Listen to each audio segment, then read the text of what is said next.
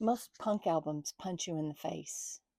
This one just stares at you, and somehow that's scarier. In 1977, while everyone else was playing louder, faster, and angrier, four guys walked into a studio and made something moody, tense, and weirdly beautiful. This album was Marquee Moon by the band Television. And this week it feels different to listen to because their bassist, Fred Smith, has passed away recently. So this feels like a good time to talk about the record, the band, and why this quiet, nervous little masterpiece still echoes through half of the indie rock you hear today. Okay, picture New York in the 1970s. Not the Instagram version, the real one. Cheap rent, piles of trash on the sidewalk, CBGB smelling like beer and regret, bands playing too loud for an audience of about 30 people who looked as if they hadn't slept since last Tuesday.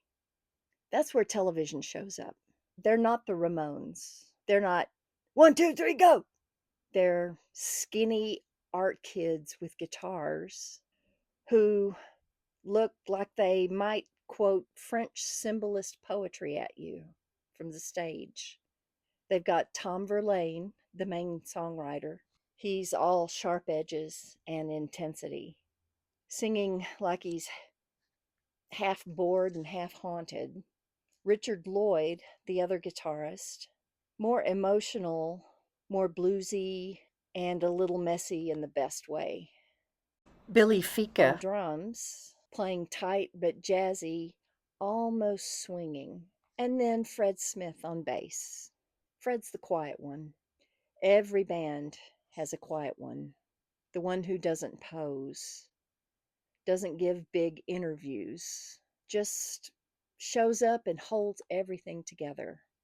That was Fred. And you really hear it on this record because Television's whole thing here was two guitars weaving around each other like they're arguing politely.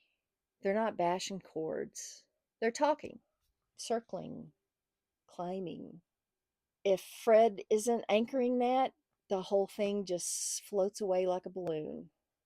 He's gravity, and you don't notice gravity until it's gone.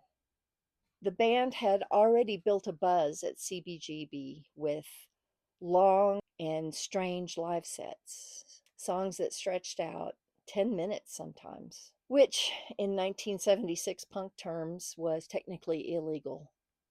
Record labels were probably like, can't you just make it shorter or louder or normal? They did not. They doubled down. When they recorded Marquee Moon, they went super clean. No muddy distortion, no wall of noise. Every note rings out. You can hear fingers on strings. You can hear space. It sounds like a room, not a mess. See No Evil opens things up, catchy and nervous. That's them sort of being polite. Then it gets moodier. Venus drifts along. Friction feels like it's vibrating with anxiety. Prove It grooves, but it never relaxes. And then you hit the title track, Marquee Moon, 10 minutes long, in the middle of the punk era. That's such a bold, stubborn move. It doesn't rush, it just builds slowly, patiently.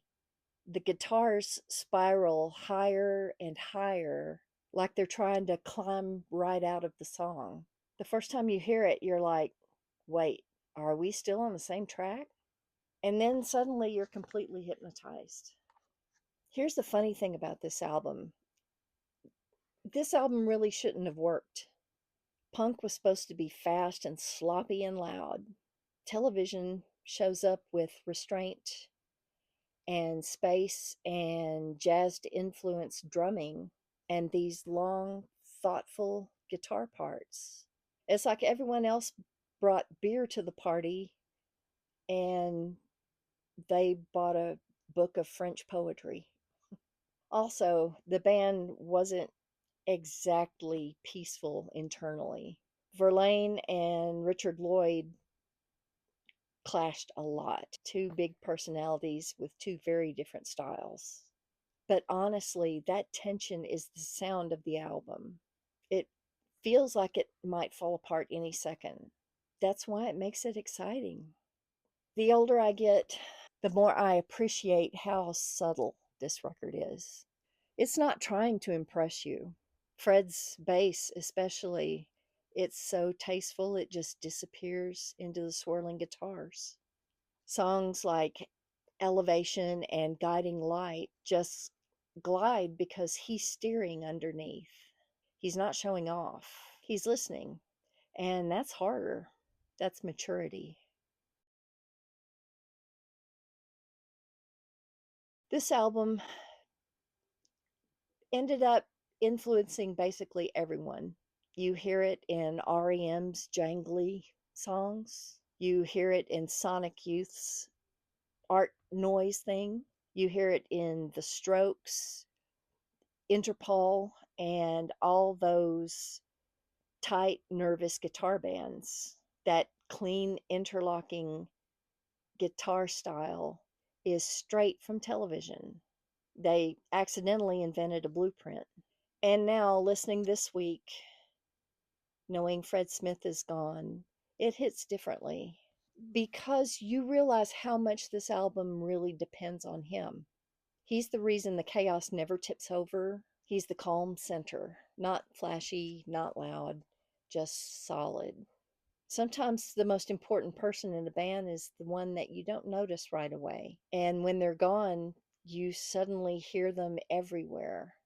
Marquee Moon isn't loud or aggressive or trying to sell you anything. It's tense and smart, a little mysterious. It feels like walking home at night with your headphones on and the city humming around you. If crocodiles or the Ramones were firecrackers, this is the slow burn. And honestly, slow burns last a lot longer, especially now. Are you a television fan? What is your favorite song from Marquee Moon? My personal one is See No Evil. It was the first track I ever heard from them, and I was just gobsmacked. If you have a favorite track, let us know about it in the comments. Thanks so much for watching. Please like and subscribe if you enjoyed it.